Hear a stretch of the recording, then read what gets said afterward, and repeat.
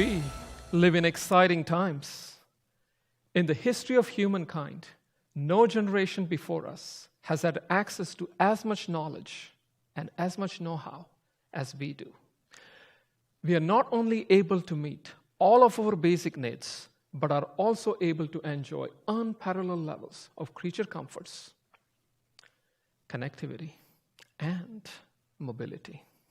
And the fourth industrial revolution is just beginning with amazing advancements in things such as artificial intelligence, robotics, genetic editing, self-driving cars and trucks, and the list goes on and on and on.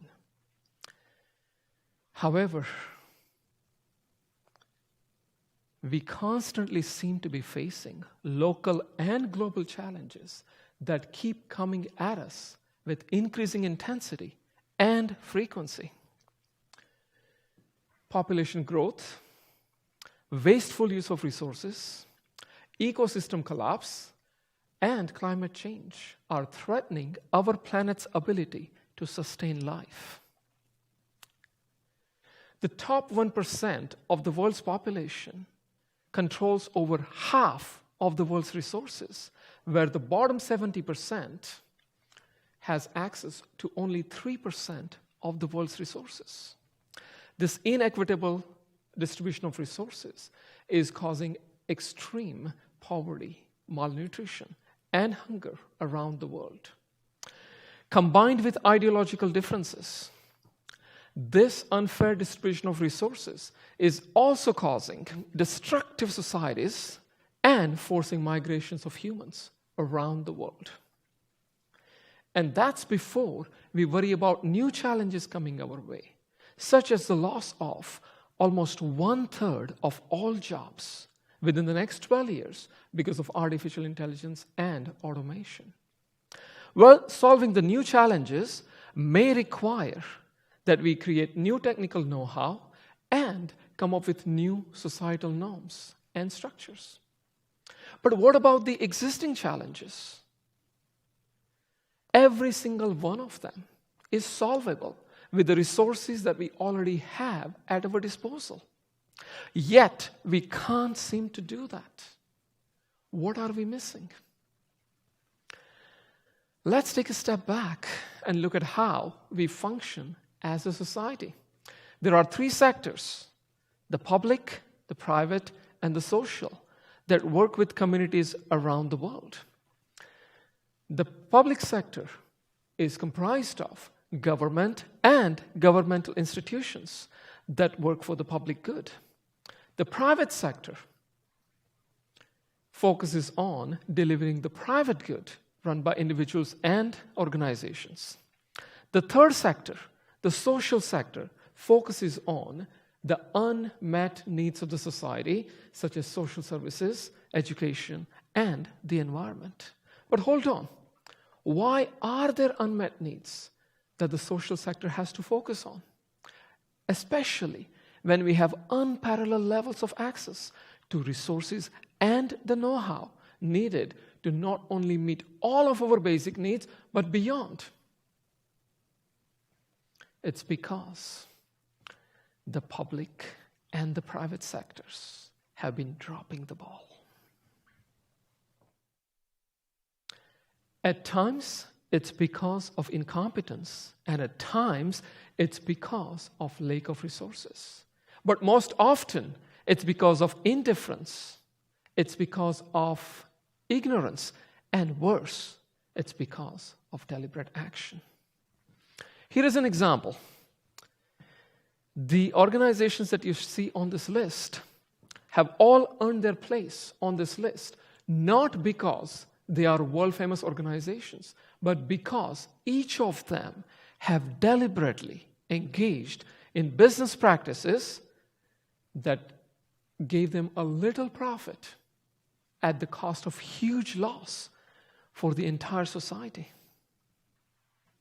And when that happens, when the public and the private sector drop the ball, the society increasingly expects that the social sector comes up the challenge to solve these problems.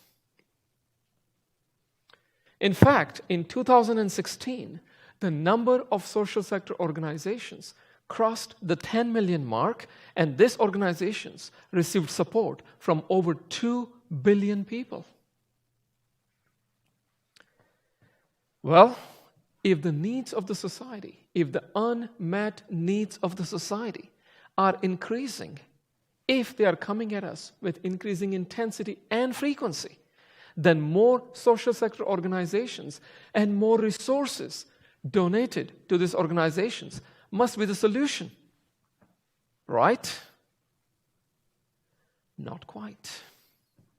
We must look at two conceptual challenges that this sector faces: the operational challenges and the perpetuation of the problem.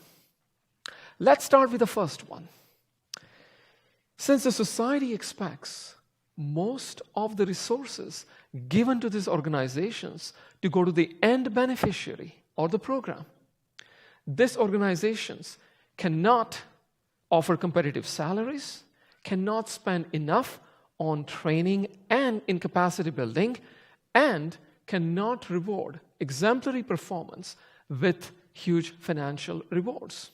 So they have a challenge in not only attracting and retaining, but also utilizing the best talent. The second challenge is the lack of market forces.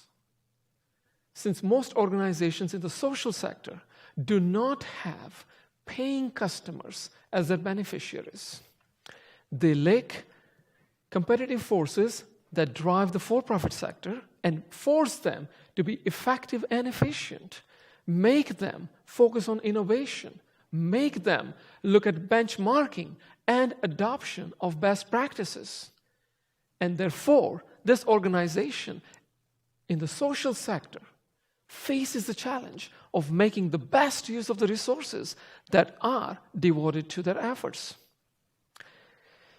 And even more challenging is the problem that even despite these challenges, if the social sector organizations succeed in solving the problems, it actually makes it worse for the society. Why? Because if the social sector organizations do a good job of solving the world's problems, then the public and the private sectors do not have to. They can simply rely on someone else, the social sector, to pick up the mess that they choose to ignore, exacerbate, or create with their own actions. And when that happens, the problem is going to continue to occur despite the best efforts of the social sector. In fact, those of us who are parents in the room can think of the similar situation that we might face with our teenage kids. When we see a messy room that our teenager constantly leaves behind, at times we feel frustrated enough not to wait for them to clean up, but simply do it ourselves. We might be at our wits' end. We might feel that maybe this is the quickest or the only possible way to make that happen. Doing so gives two messages to our kids. Number one, it's not their problem. And number two, if they ignore it for long enough, then someone else will simply do it for them. And that simply perpetuates the problem. In other words, a well-resourced and well-functioning social sector is good for the betterment of the society. But we cannot rely simply on the social sector alone for fixing all of the society's problems by getting the public and the private sectors off the hook. If the public and the private sectors become part of the solution, then the world can become a much better place much more quickly. But for that to happen, we need to understand what drives the actions and the priorities of these two sectors. Let's look at who or what drives these sectors. For the private sector, the paying customer, and what they are willing to pay for and what they will not tolerate is the primary driver. Next are the values and priorities of employees and senior management and the stockholders or the shareholders. The competition, regulation, and societal norms provide the backdrop within which this organization must exist, survive, and flourish.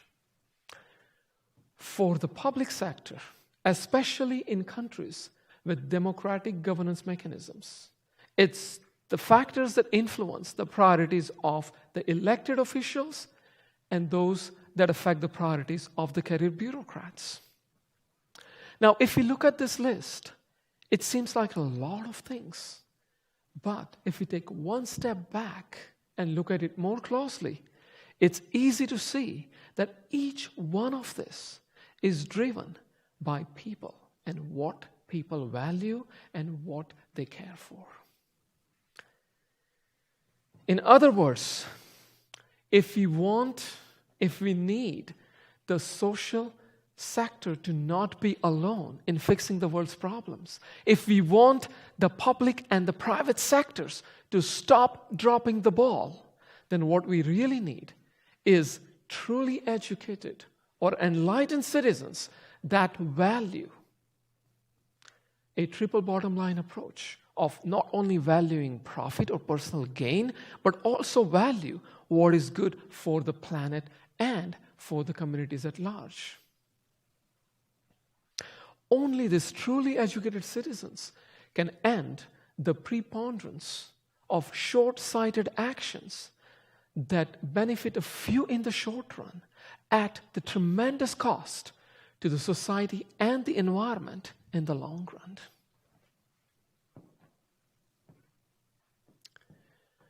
Higher education is no longer limited just to the elites.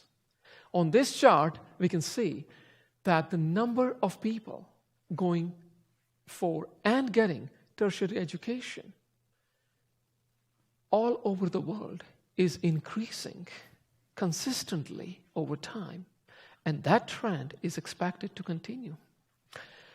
If the students of today, the citizens of tomorrow, are truly educated, if they care for the triple bottom line approach, if they change the priorities of the public and the private sectors from inside and outside, then the world can become a better place and stay a better place. Therefore, the colleges and universities must be instrumental and must be intentional about exposing these tomorrow's citizens to the why and how of thinking beyond themselves.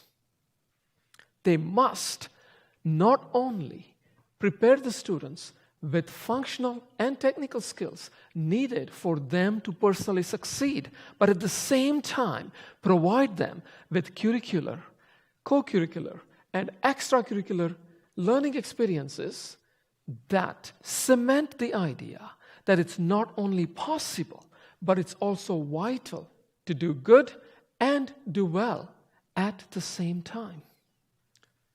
At University of San Diego, the focus on educating tomorrow's leaders that are not only competent, but are also compassionate and ethical and just and sustainable are in the DNA of the university. Our core curriculum focuses on the holistic development of the individual. Our specialized degree programs in the Kroc School, such as the Masters of Arts in Social Innovation and Masters of Arts in Peace and Justice, prepare our students for a career focused on positive social impact.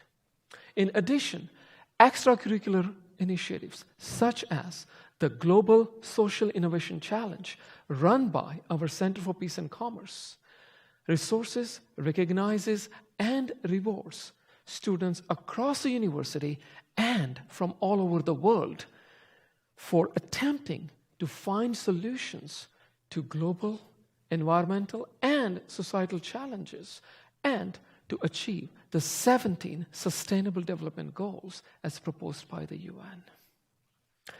If all colleges and universities around the world join this effort,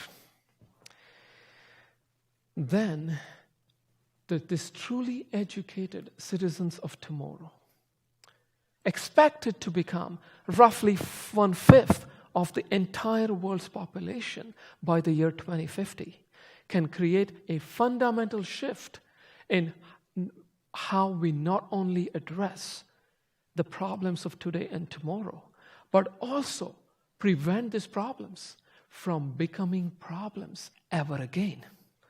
Let's imagine a world where conscious, ethical, and sustainable ways of doing things is the de facto norm, where the incentives for individuals and organizations align with the greater good of the planet and people. If that were to be the case, then the actions of the private and the public sectors will always align with what is in the greater good of the entire world. In that world, the social sector would be free to focus only on the truly unexpected and uncontrollable challenges that might come our way. Educational institutions that truly educate will go a long way in achieving this. Welcome to the world where what the citizens love to do, what they are good at, and what they are paid to do actually delivers what the world truly needs. And that, my friends, is what I call education with a purpose. Thank you.